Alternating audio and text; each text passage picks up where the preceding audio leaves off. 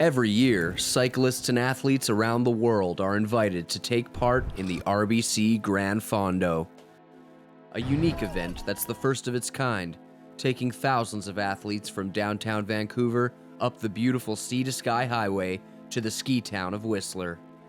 Traveling through the traditional, ancestral, and unceded territory of the Squamish, Tsleil-Waututh, Musqueam, and Lil'wat nations. This year, 3 Olympic athletes will take on the Gran Fondo for their first time.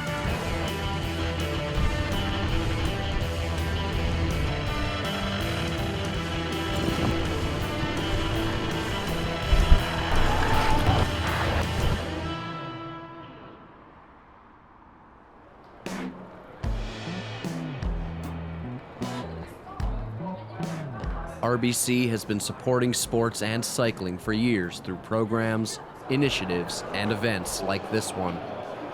They're always pushing to make cycling accessible to all Canadians, and this event is a prime example of what RBC does for amateur and professional sports in Canada.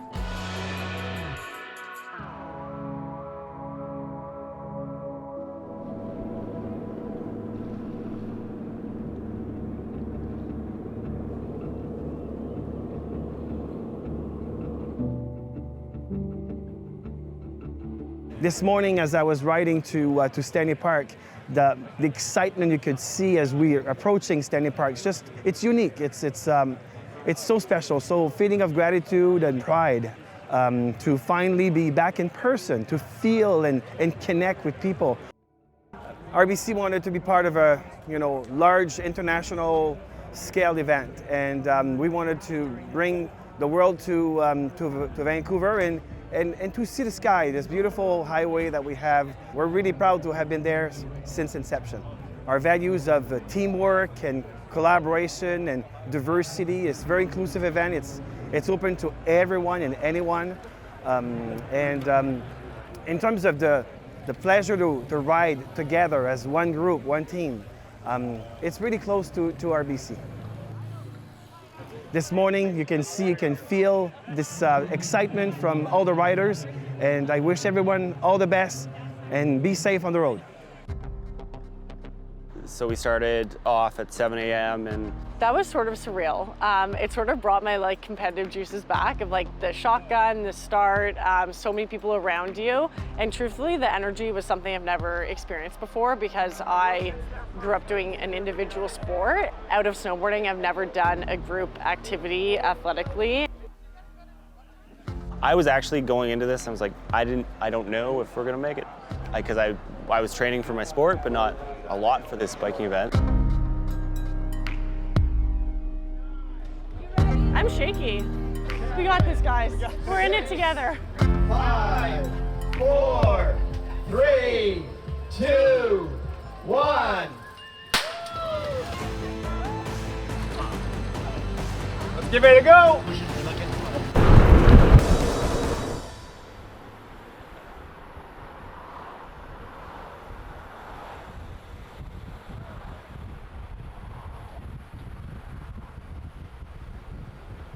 I grew up in Toronto. It all honestly started because of my family. My grandparents had a ski chalet in Ellicottville, New York. And then actually my mom was always a snowboarder, and I had 2 older siblings who were also snowboarding. So I saw them and I was like, I want to be as cool as them. And then my mom actually taught me when I was 4 or 5. So I've actually never taken a snowboard lesson. I always just was taught by my mom, which was really cool. I was doing a bunch of different sports, but I was always in love with snowboarding. And so, yeah, I joined the snowboard race team, and then that was sort of, it took off, and honestly, all is history. Jennifer Hawkrick replacing the semi-finals. 2 Canadians through to the semi-finals. That's a fantastic result for Jenny Hawkrick. She'll be just rubbing her hands with delight. Jennifer Hawkrick goes through. When the pandemic hit, our World Cup tour was cut short and we were sent home at the beginning of March. Really, obviously it was so uncertain. We didn't know how long this thing was gonna happen. But all gyms were shut down. So I was literally working out with 2 dumbbells in my condo and at my parents' house. So my mom had a road bike. I picked it up one day.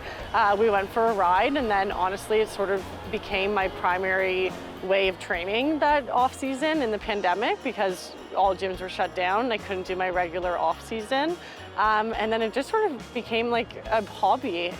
Something like this was so nice to like work towards and sort of have a purpose with training.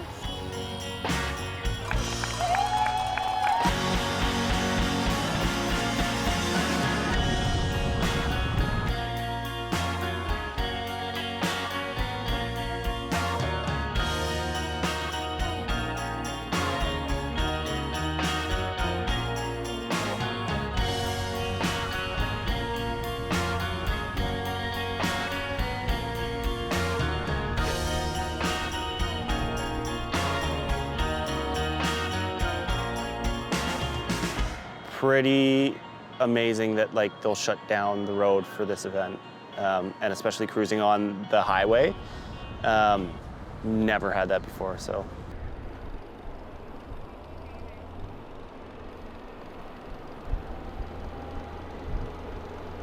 Well, I started snowboarding when I was 4 years old, so we'll take it back to 1994. Snowboarding is still kind of like in its infancy, and my dad was the first snowboarder at our club, and I switched from ski racing from the age of 3 to snowboarding, and the only program they had was the snowboard racing program. Age of 10, I started doing like international events, and when I was 18-year-old, so just finished high school, I moved out to Calgary to join the snowboard development program, and then shortly after that, I was put on the national team. Darren is also an ambassador for the RBC Olympians program, a program that supports athletes in the transition to life after sport, a bridge that many athletes have trouble crossing.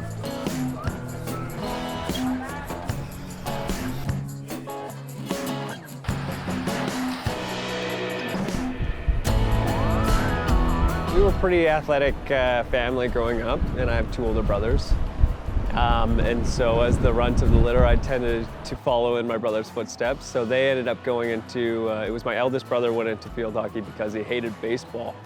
So he wanted to change sports. One of our family friends, suggested field hockey, and then my other brother followed suit, and I was shortly after.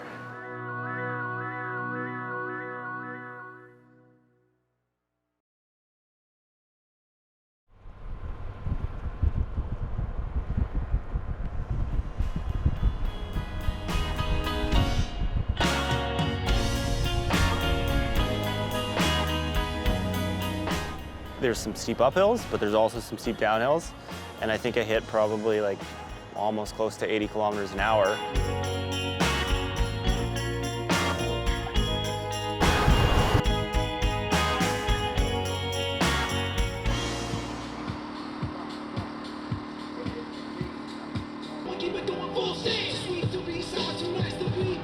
This is the summit? This is the summit of the cookies, yeah. It's not cookies. Woo! It's worth it because we have cookies. Yeah. Oh, coming up here? No, not. So it's nuts. I almost didn't make it. No?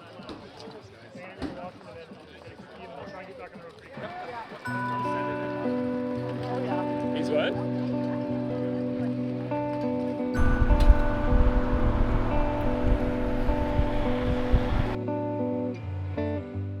I definitely hit a bit of a wall at 65 kilometers. I really wanted to pace myself, so I was feeling really good. Coming up to Squamish, I was like, this is good, this is gonna be an easy ride. I was like feeling so confident, and then truthfully, I didn't know how much of a grind it was for the next like 20, 30 kilometers. The lowest point was after Alice Lake, which is like around Squamish, halfway point. It starts to incline quite a bit for a long time, and so I hit this big hill, and then you get a little bit of a down, and then it's another big hill, and then there's another big hill on top of that, so you're done, pretty gassed.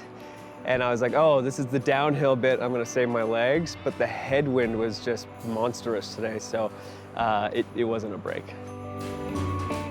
The wind was really bad today. That really made an extra challenge in the ride and made it a lot harder.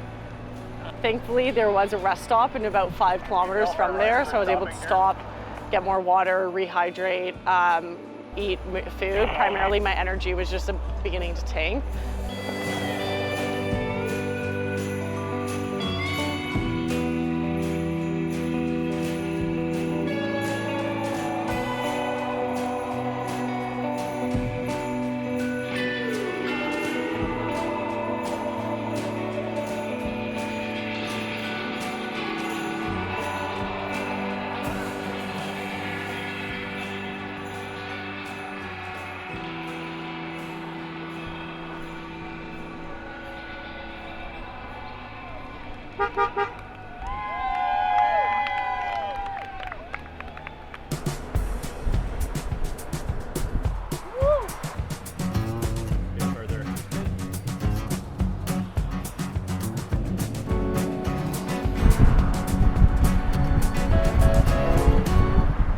I've ditched my team so bad, they're so far behind right now, I feel really bad.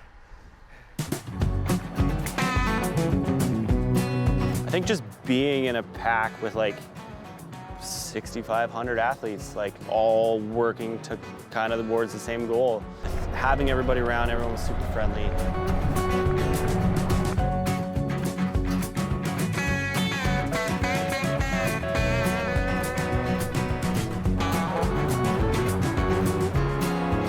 I grew up doing an individual sport, and even though cycling also is, at the same time being able to like lean off each other and draft with each other and work with each other, but also like the energy of we sort of got at the same time and we were all giving each other good jobs, high fives. So it was really, really cool.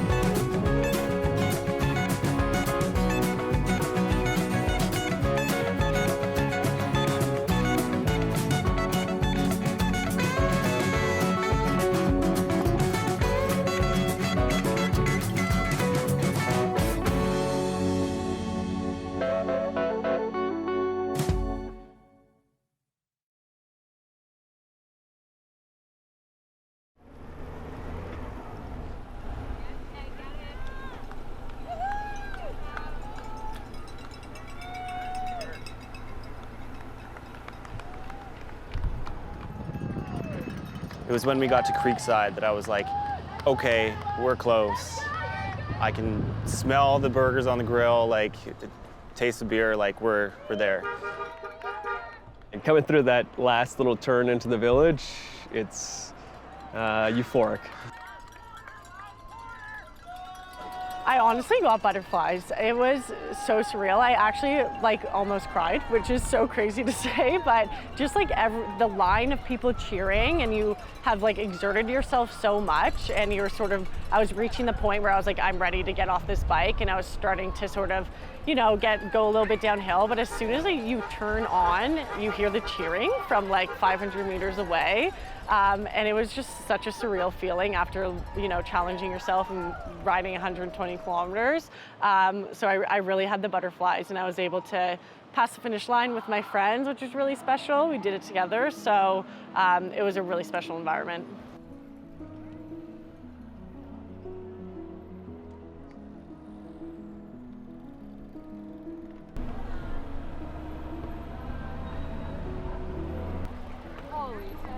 Yes! Oh!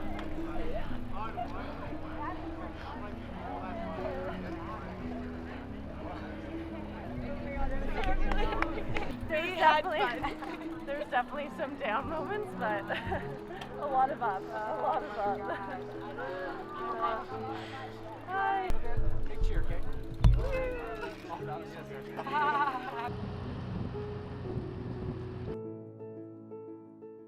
We did it! Thank you. This is the best finish for me. Usually the last 15 Ks, just like I was following you guys. Yeah, but it's before. This was wild. I can't even explain it. No, I definitely want to train more. I didn't train very much for this ride, and I think next year I want to give it actually a really good go and see what type of time I can produce. It was a great experience, and I would definitely do it again. I would like to know, like, if I gave it kind of out of the gate, like where the time would be. But the Gran Fondo is an event. It's not a race. For me, it was more of an experience. Of course, you can race it if you want, but I went kind of for the experience event. I think this whole experience for me has been really surreal, just because out of snowboarding, I've never done a group activity athletically, and so just to have 6,500 people together after 2 years of this event not happening, post-COVID, all of the challenges everyone went through, and for everyone to have the same goal and working towards it, and just the feeling of everyone around you trying to get to the top of the mountain together was really, really special after a tough couple years. So it was just really special in general.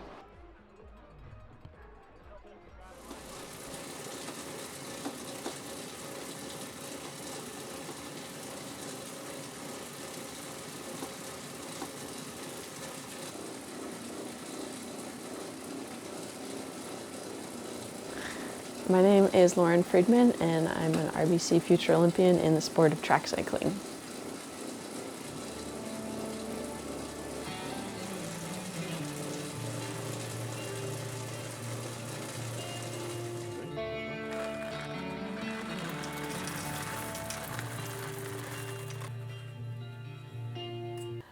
Well, my past has always had sport in it. Basically, I've been playing sports my whole life, but volleyball was really where I wanted to pursue sports. I played for the Simon Fraser University volleyball team for about 5 years, and after that was done, I decided I wasn't quite ready to be done being an athlete, so I actually joined the SFU track team after that and threw javelin for about 5 months while I finished my degree.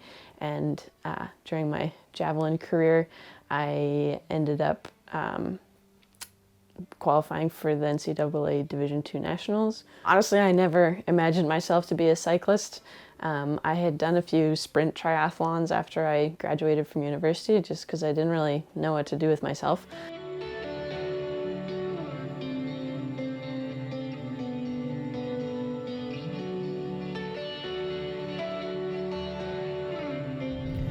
I actually went and did an RBC training ground qualifier in May. I happened to be in Calgary when the qualifier was happening, and so I signed up the week before and went and did the tests and was invited to try track cycling.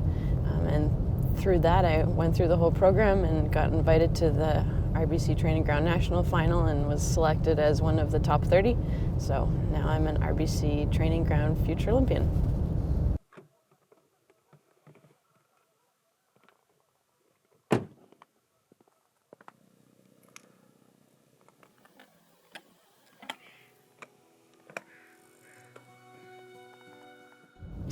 I am a biomechanist for a wearable tech startup, and so I deal with biomechanics, and that plays very well into sport. So I have a sort of technical understanding of the way that the body is supposed to be functioning, and my job is essentially about optimizing the way that the body moves, and so I try to really bring that into my training and into the way that I look at the sport, and I'm trying to optimize myself.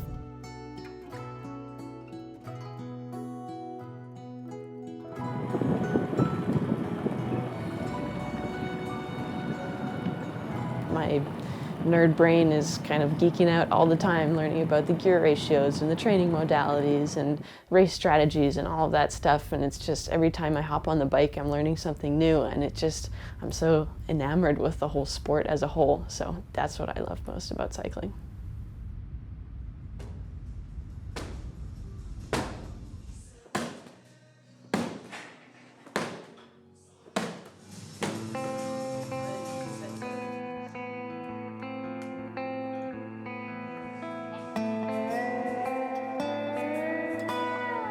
So the RBC Training Ground is a talent identification program for athletes between the ages of 14 and 25 in Canada.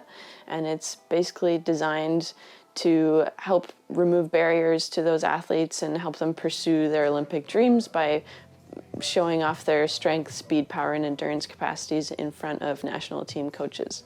And all of the testing is free and can be done virtually, and so it can be done from anywhere.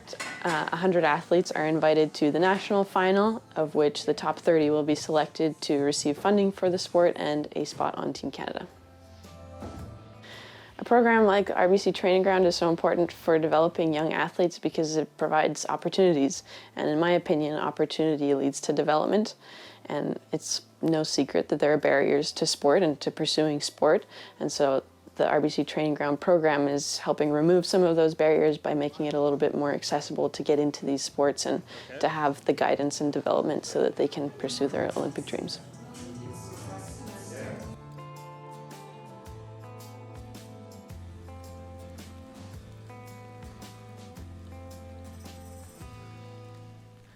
Out in nature is probably my favorite place to be. So it's just like literally and figuratively a breath of fresh air when I get to be out there in the mountains or in the forests or even just on the roads, on quiet roads. It helps to really calm my own brain, and I get to just focus on being there in such beautiful environments and working on training, and that's my happy place.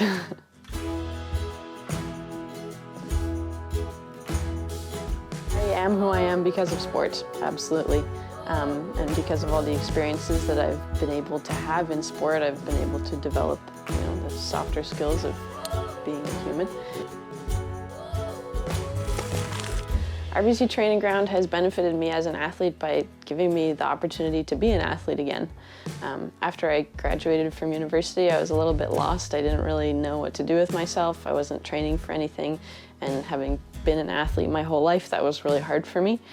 So having the opportunity to pick up a new sport and take it as far as I possibly can is something that I was really craving in my life, and now I have that opportunity, and I really appreciate that.